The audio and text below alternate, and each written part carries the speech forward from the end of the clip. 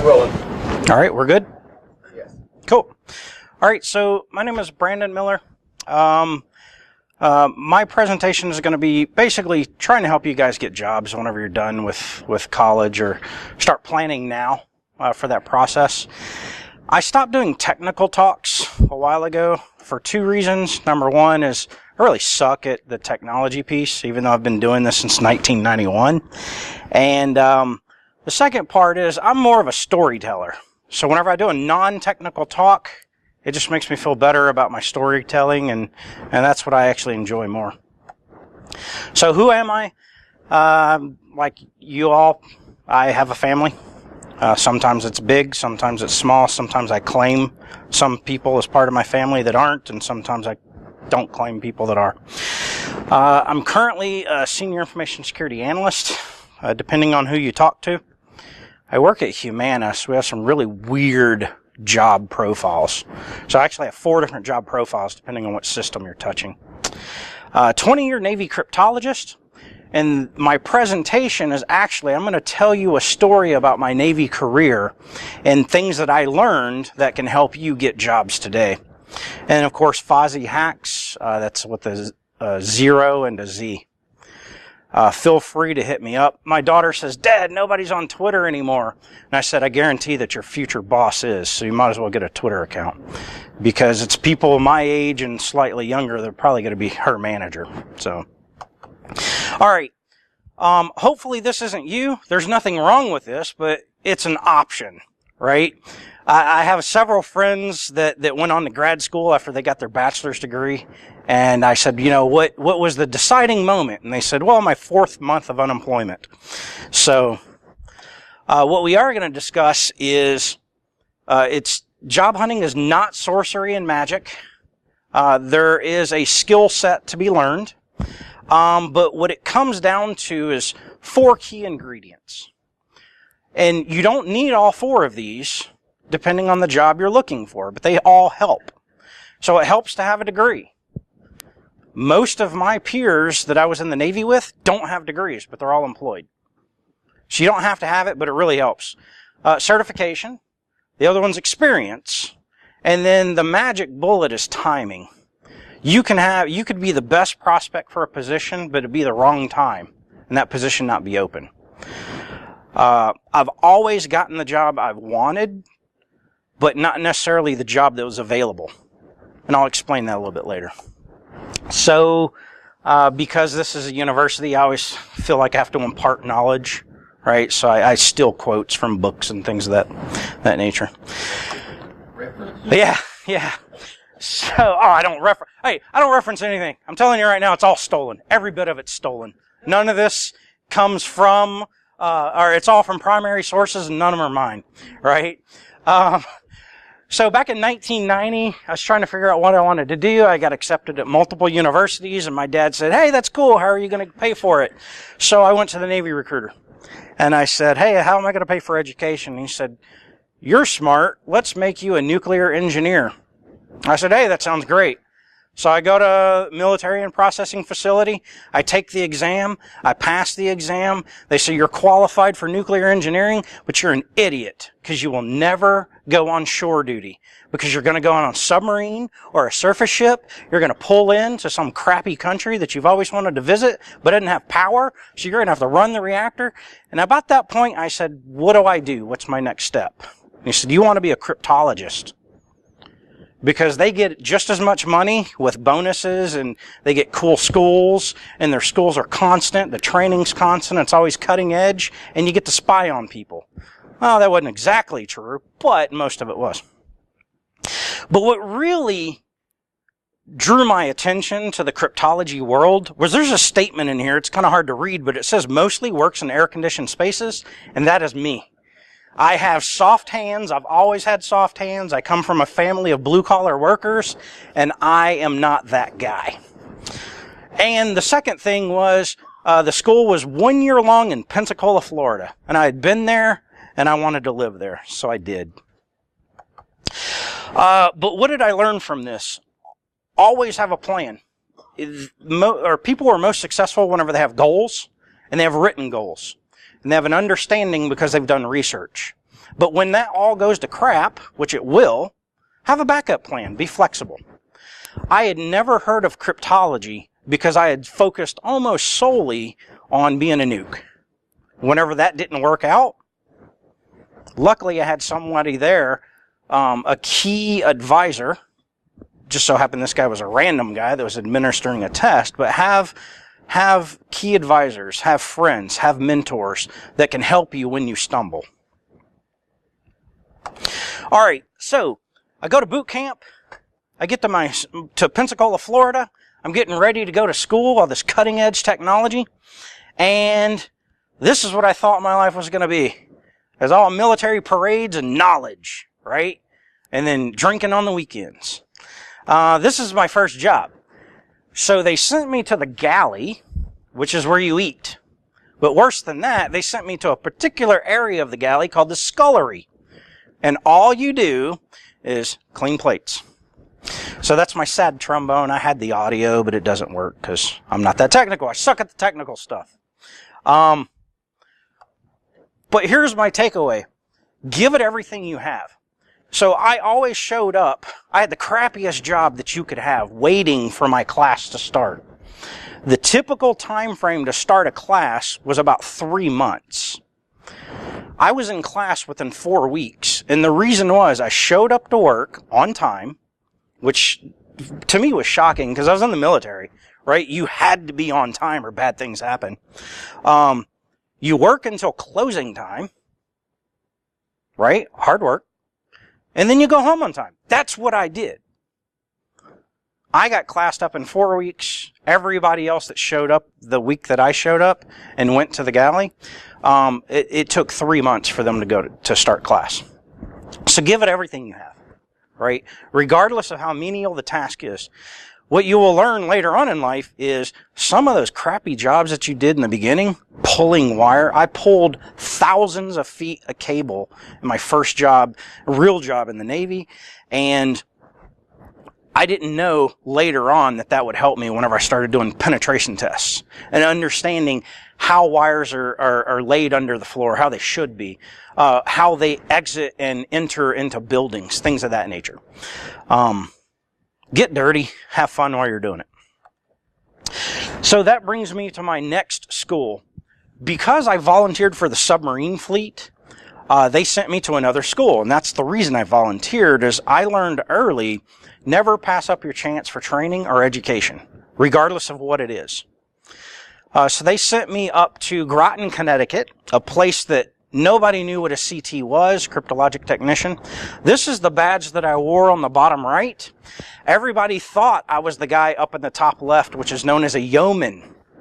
An administrative assistant is what a yeoman kind of is. So I show up and they say, report to the barracks because while you're waiting for your class to start, you're going to move furniture. I was like, crap. Okay. I learned from working in the scullery to work hard and, you know, good things happen. So I get there and I report in and the chief says, is that some kind of lightning, yeoman? Do you type fast? I said, I don't know. Does that mean I have to carry furniture? He goes, well, I need somebody that can type fast. So I said, you bet your butt I can type fast. I can type really fast. So they put me in the office filling out paperwork instead of moving furniture. So that brings me to Richard Branson. Fake it until you make it. Never lie to get a job, but if someone offers you a job you're not qualified for, do it. 2 things are going to happen. It's going to stretch your abilities, you learn from it. Number 2, if you do well, people will begin to know your name. So that's really helpful. Really helpful. So fake it until you make it. On a side note, there's been 2 jobs that I've actually been qualified for that I've applied to since 1990. Both jobs I hated. I was bored. I wasn't stretched. I didn't learn anything from them. So whenever I look at job positions, I don't look at the title. I look at the work that they do. And if I qualify about 75%, I apply for it. If I qualify above 80 to 90%, I just pass it on. Chances are I'm not going to grow. The next thing, learn to blow your own horn, but not in a way that's arrogant or self-fulfilling.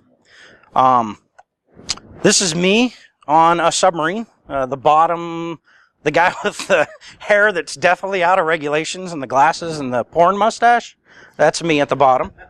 And then this is me at retirement 20 years later. One of the first things my first real boss told me was, the first guy that actually mentored me, always have a mentor, was start a brag book. And you got to realize this was 1992 at the time. So what a brag book was any piece of paper that the military gave me that was important, I put it in one of those little plastic holders, and I put it in my brag book. I didn't even ask why. Whenever it came time for my first evaluation, I was like, hey, Chief, I don't know what to write. He says, of course you do, because I told you to start a brag book. So I went back to that book, I opened it up, and I started writing my self-evaluation. He ended up changing it all, but that was okay. It did help. So I still actually have, because when you're in for 20 years, you sign a lot of paperwork and get a lot of paperwork. I still have my 3 brag books that are sitting there, and it's from day 1 of my military service to the day I retired. Now a little more modern approach. Who here has a LinkedIn account? Why doesn't every hand go up? A lot of people will say, it's a business side, I'm a student. Doesn't matter. Start that as your brag book. What you will find is the more you use that to capture what you've done, the more that you could use that to write resumes. When it comes to writing resumes, the number one mistake that I've learned is you don't write a resume and send it out to 200 jobs. You actually write your resume for that job. And then I actually have probably a gig and a half of resumes, my new I Love Me book or brag book, cover letters, other people's resumes. I mean, if I've ever touched it and it's something that could build my resume, I put it in this folder that I have. So I just showed you 3. This is from August, December, and February. I'm not looking for a job. But in February, I updated my resume because it's a tool. You always want to sharpen those tools. Yeah. The other thing is, once you get to the point where you say, you know, my LinkedIn profile is starting to look pretty good, they have LinkedIn classes that will show you how to build your profile as a brand. So one of the funniest and saddest conversations I've had with my fellow information security professionals is, I put this out on Twitter, I don't know, a couple of years ago now, and someone responded and said, you're making it sound like I'm a number and I'm a person. You know, why am I going to be beholden to LinkedIn? And my response was I'm not beholden to being LinkedIn, but I do have a personal brand because I'm selling myself whenever I'm looking for a job. When you guys are applying for your first job out of college, chances are you're just going to do some of those things that I said don't do, like spam people. We'll talk a little more in depth later, but things to do and not do. But that's okay. Just make sure that you're growing that profile and you're starting to understand that you are selling yourself. So there's that. Questions so far? I just realized I used the picture on the next slide that tells you what it is, but anybody know this building? The Career Services building? How many people have been to this building? This side is not raising their hand for anything. Why haven't you been to this building? Anyone? So it's a building that says Career Services, and you haven't been in there to start your career process. That's, I don't know, it's kind of odd to me. But I've been sitting in your seat. Whenever I was on my 7-year plan for graduation, I had never stepped foot in my Career Services building because I said, I already have a job. What does it matter? I'm actually doing what it is I want to be doing. Problem was I had to retire from that job. You can't stay in the military forever.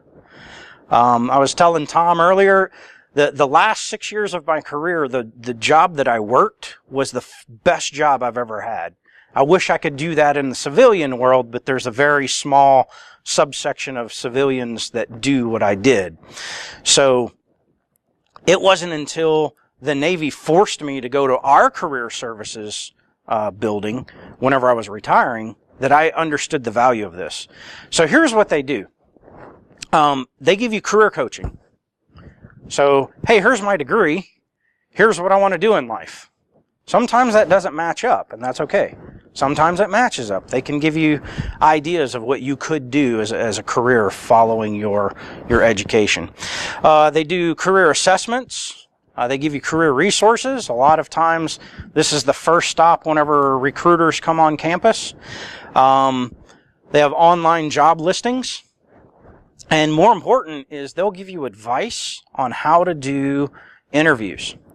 And I've actually seen, I don't know the one here, I've never been here, the one at Morehead State where my daughter's going in the fall, they will actually give you your first suit if you're a man, or your first dress / pantsuit if you're a female. And it's free. And they actually have a tailor on staff whose purpose it is to make you look good in your first interview. So I said, whenever we're doing the little walkthrough, I was like, yeah, how good could these suits be? I went in there. The first suit I saw was a $1,200 suit. I don't have a $1,200 suit. But they were going to give it free to a college student just for asking. So check them out. So for the 3 people out of too many that's been here, have you had good experiences with your particular career services? Yeah. Really depends, hit and miss sometimes, based on the college you're at. All right. So once again, keep track of what it is you're doing. Brag on yourself, but don't be boastful. Those are kind of the lessons I learned for that process. Now let's talk about training and certifications. Ring 0. What is the concept of Ring 0? Does anybody know? Most privileged processes on a system. I went to a course at the NSA where they had a 2-week course just talking about Ring 0. I didn't know what the operating system was that we were working on. I'd never heard of Unix. Well, actually, at the time, it was Sun OS. I didn't know what I was doing. But there are 2 things that I picked up from that class that helped me almost 20 years later. The concept of Ring 0, when you're in security, that's it. That's the golden fleece. I would have never known that had I not said, yeah, I'll check out this class because someone else is dropping out.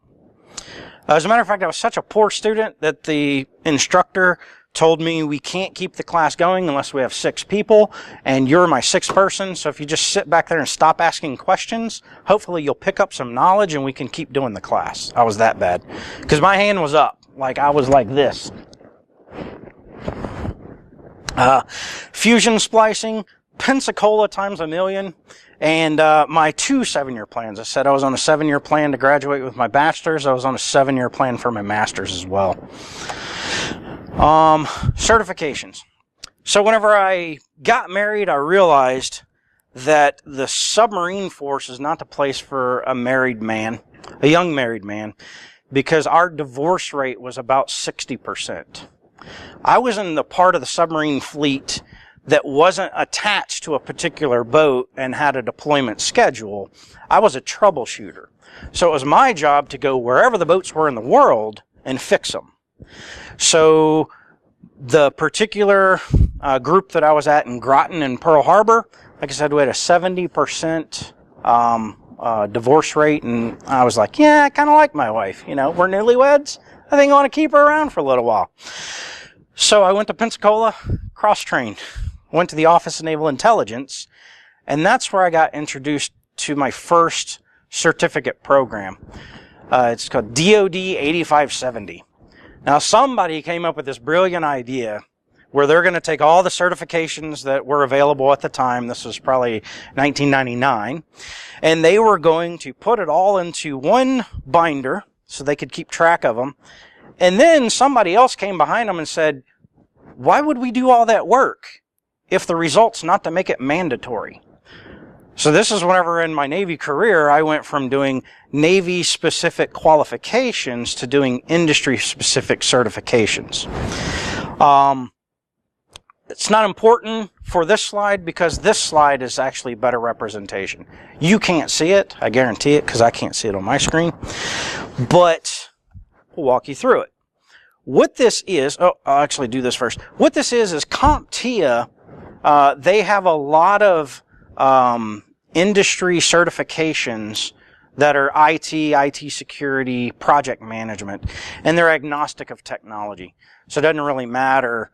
You'll do Security Plus where you don't talk about specific technologies, but you talk about the underlying theory of those technologies.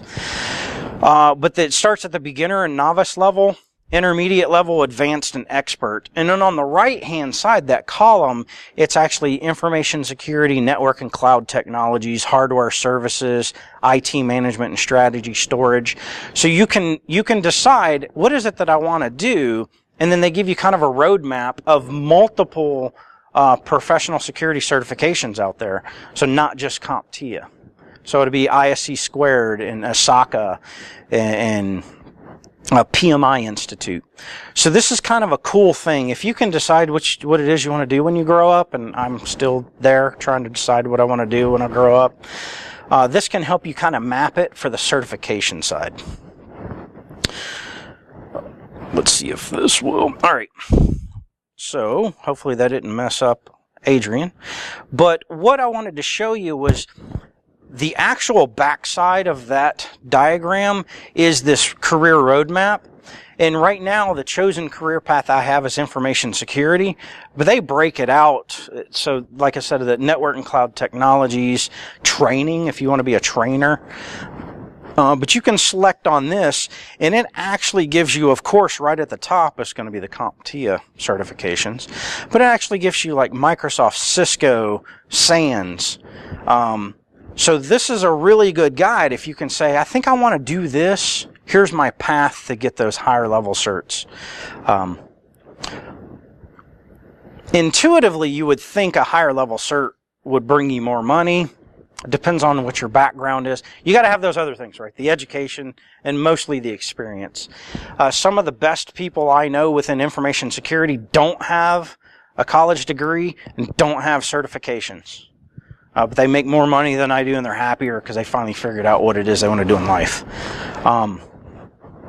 So that's this website, GAIAC. I always forget about them. They have some pretty good certs. SANS has some good certs. So let me go back. So questions about the IT career roadmap? Oh, man. Let me do that. Oh, I said from the beginning. Bear with me for a moment. IT sucks.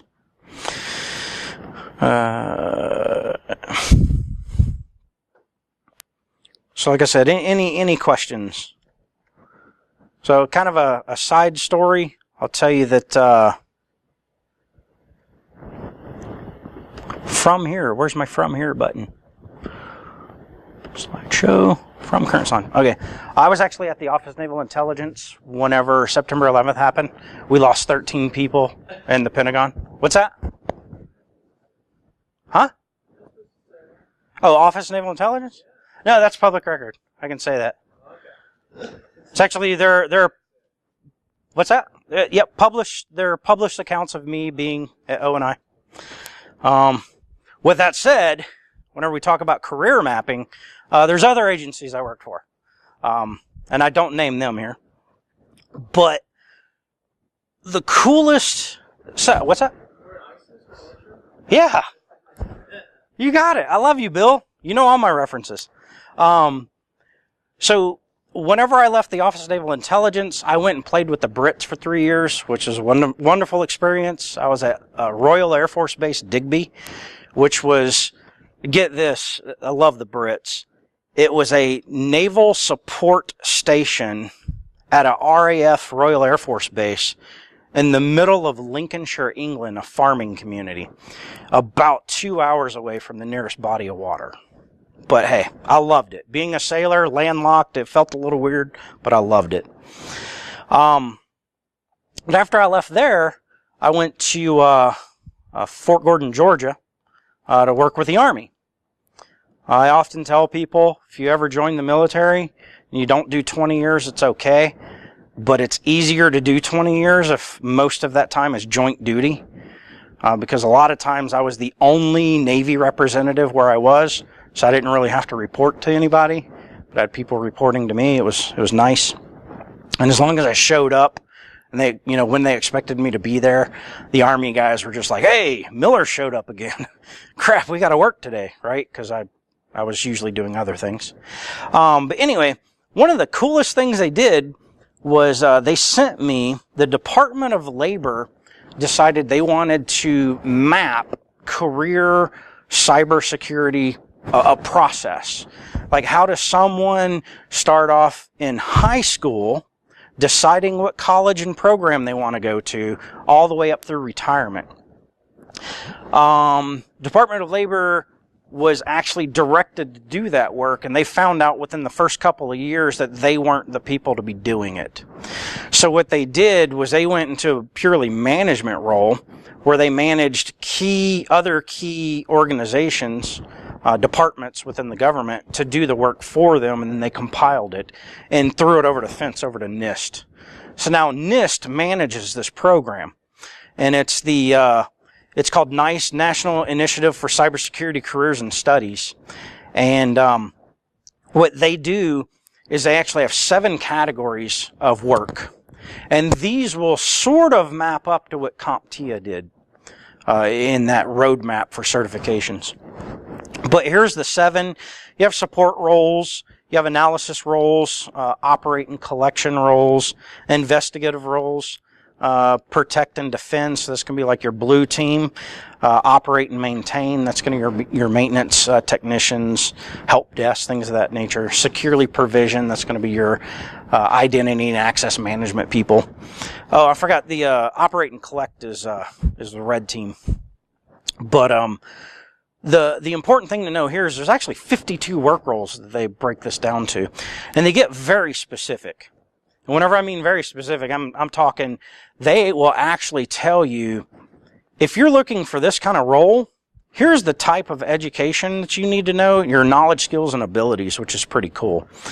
So for, let's say, protect and defend, whenever you go to their website, the NICE Cybersecurity Framework website, you have, under protect and defend, if you want to be a incident responder, you click on incident response, and it will actually tell you the knowledge, the skills, and the abilities that you have to fulfill their idea of this job.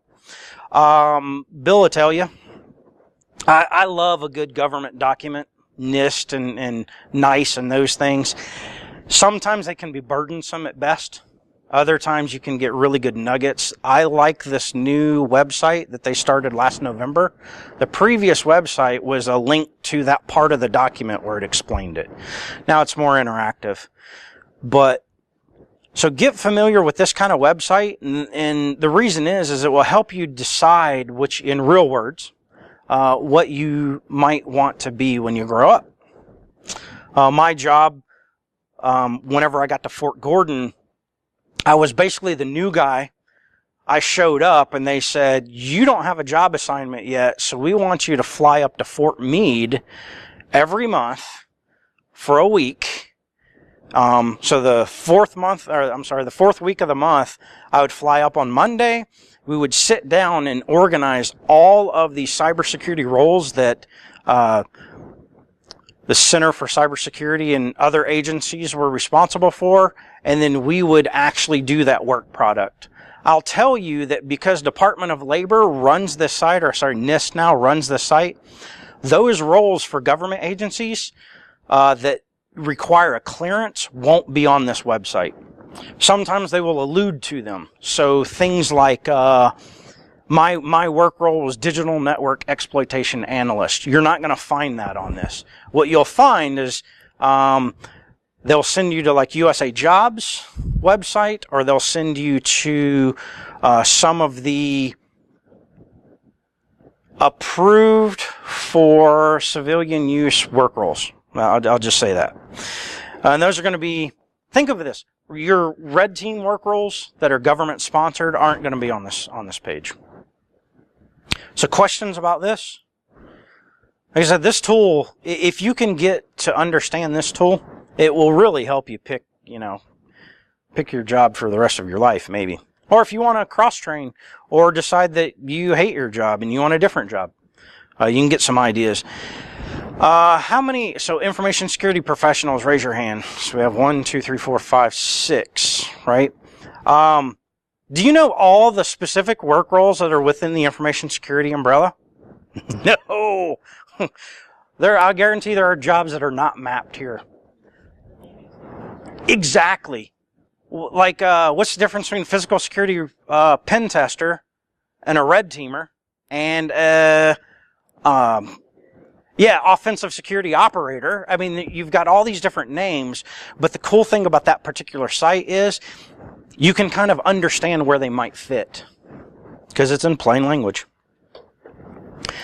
Next, I learned to build my social network. There's not a single job that I've applied for since 2011, and I've had 4 companies I've worked for since 2011 that I've applied through their application portal. Well, let me rephrase it. There's one job that I got, but they said, oh crap, we went contrary to our processes. Can you upload your resume? So I had an offer letter before I uploaded my resume. So, I mean, you could say I did use one job board. Never bypass a tool because you don't think it's cool. As like I said with my daughter earlier, whenever she said, nobody uses Twitter anymore. I'm like, I guarantee they do because that's how I got my last 4 jobs. That's how you're going to get your job. Oh, I should probably start the slideshow again, huh? People to follow on Twitter. Another guy I love, Jimmy Vo. This guy's great. Not just because he's a good person, but he he helps manage Security Twits, which is a job board for information security, which is great. He also started the mentors program. So he has a website where if you're looking for a mentor, you can partner up with someone, which is cool. And I just like spreading his good name because he's a good guy. The other thing is on Twitter, hashtag InfoSecJobs. I checked it this morning, and there were probably 70 posts by 8 a.m. of jobs that were available. Jimmy was one of them. So he basically said, if there is a position within information security, my company's hiring for it right now. Back to LinkedIn. You'll notice I have 500. I've hit that magical 500 plus mark.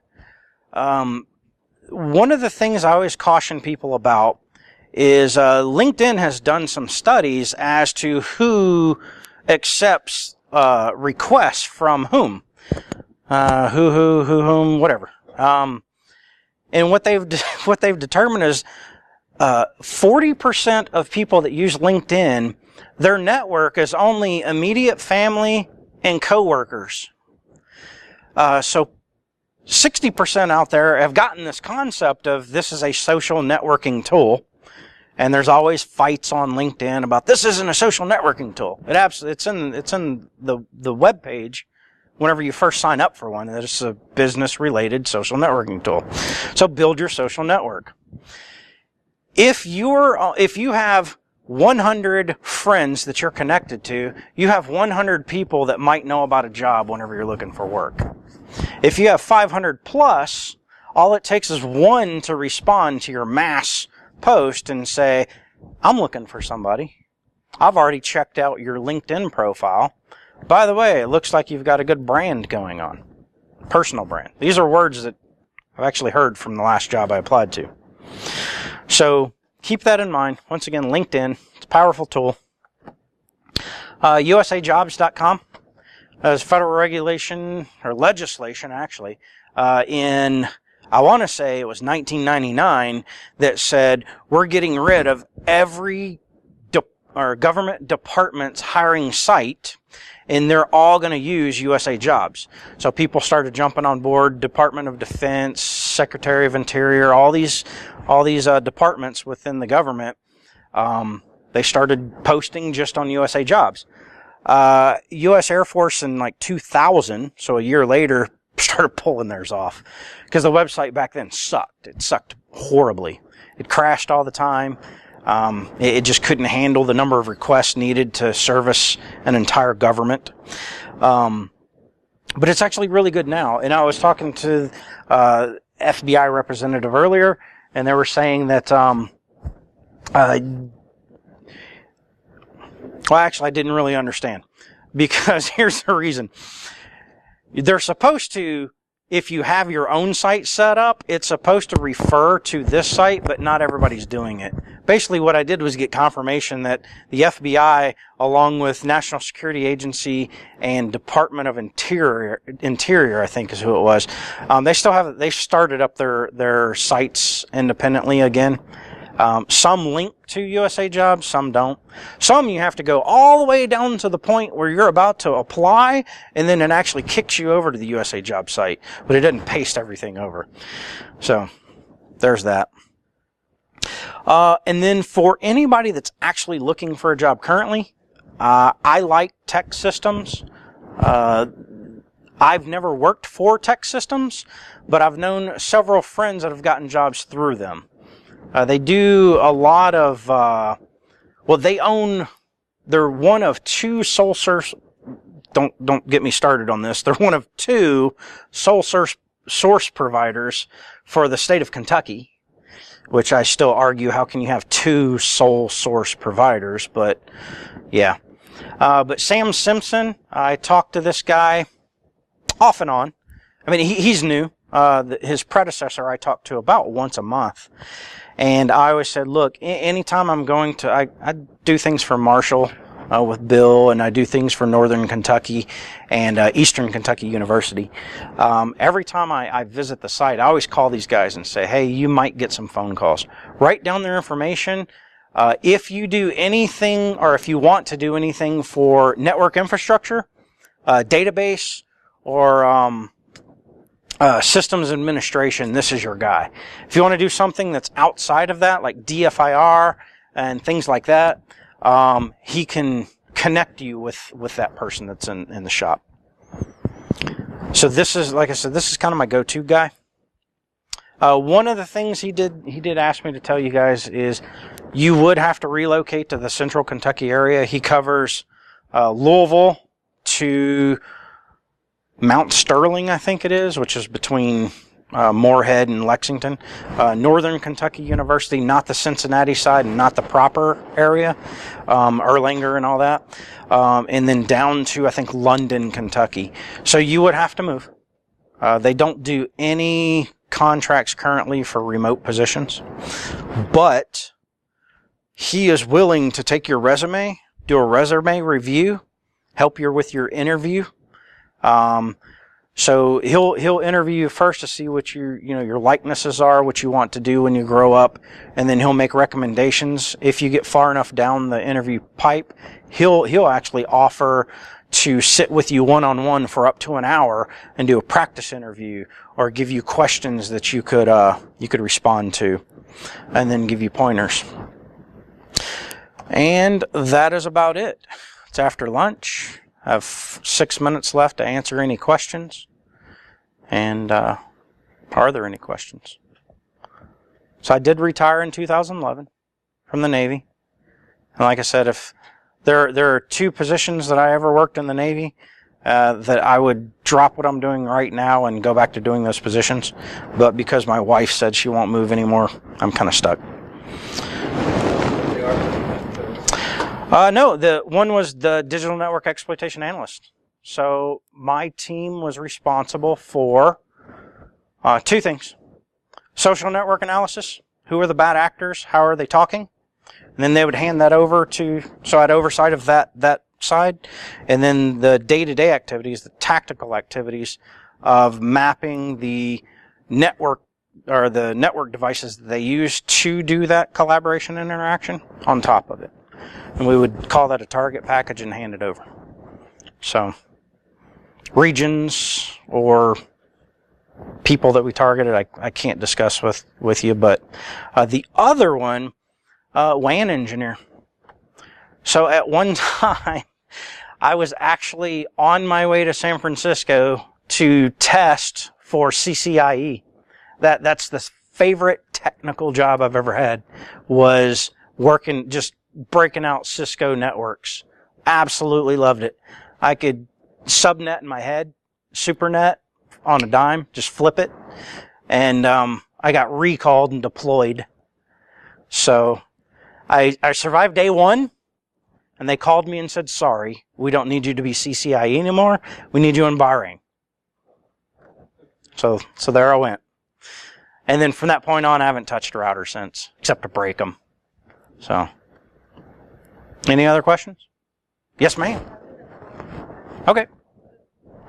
Advice that you gave about applying for jobs that you don't necessarily have all the qualifications for, maybe 70%, 80%. Mm-hmm. That is the best advice you can get, because I actually hear it a lot when I go out to events for women in technology. A lot of women, our mentality is, if we don't fit 100% of what the requirements are, then we're not going to apply, because we don't want to set ourselves up for failure. Right. And so I really encourage you to take the advice of, even if it's only 10% that you qualify for, still put your name out there, because if you represent yourself well, the good branding, a good interview, or you look well on paper, they're going to find another job for you within if they can. Yeah. And I mean, even for myself, I'm not really looking to move. I don't want to move right now. But after someone recommended that I put in for a job to move to Copenhagen, I'm like, it's a counterterrorism job. I have no counterterrorism experience. I still put in for it. Yeah, absolutely. I mean, it's one of those things you still put in for it, even if you really aren't quite sure if it's the one you want, because who knows? Yep. A friend of mine, she graduated, I want to say 5 years ago. She has a PhD in like geopolitics or something like that. I mean, something, who cares, right?